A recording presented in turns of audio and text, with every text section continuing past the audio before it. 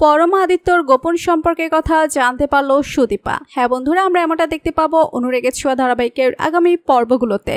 বিস্তারিত জানতে ভিডিওতে লাইক দিয়ে শেষ পর্যন্ত দেখতে থাকুন। সুদীপা কাঁদতে থাকলে আদিত্যর মা বলে কিছু খেয়ে নাও, কিন্তু সুদীপা কিছু খেতে না চাইলে আদিত্যর মা বলে ঢোকার মুখে যে অপমানটা হলে তাতে কি গলা দিয়ে কিছু নামে? তোমার মতোই আমার অবস্থা হয়েছিল, আমি কোনোদিনও কাউকে কিছু বলতে পারিনি, কিন্তু আজ তোমাকে দেখে সেই সাহস পেলাম।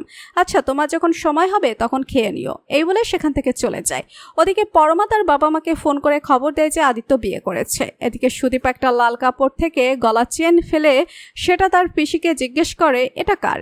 সুদীপার পিসি বলে এটা তোকেই দিতাম কোনো অনুষ্ঠান হলে। সুদীপা বলে এটা বাবার শেষ স্মৃতি হিসেবে আমি আমার কাছে রেখে দেব, এই বলে গলায় পড়ে নেয়। ঠিক তখনই আদিত্যের বোন এসে সুদীপাকে বলে বড় বৌদির বাবা মা এসেছে, তোমায় নিচে ডাকছে, এই বলে সেখান থেকে চলে যায়। এরপর সুদীপা নিচে আসলে আদিত্যের বড় মা সুদীপাকে কথা শোনালে সেই মুহূর্তে আদিত্য এসে তার প্রতিবাদ করে। তারপর সুদীপার গলার লকেটটা দেখে সুদীপার বাবা ভয় পেয়ে যায় আর কথায় কথায় বলে মান সম্মান আমাদেরও আছে, আমরা বড় বাড়ি দেখেই মেয়ের বিয়ে দিয়েছি, আমার মেয়েকে আর এই মেয়েটাকে সমান জায়গা দেয়া হবে। পাশ থেকে পরমা বলে বাবা তুমি এসব কি বলছো?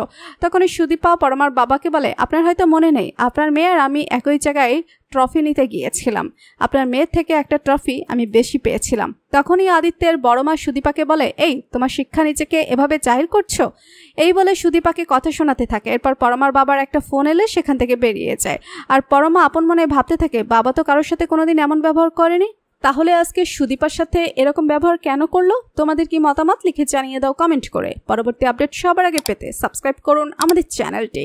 ধন্যবাদ।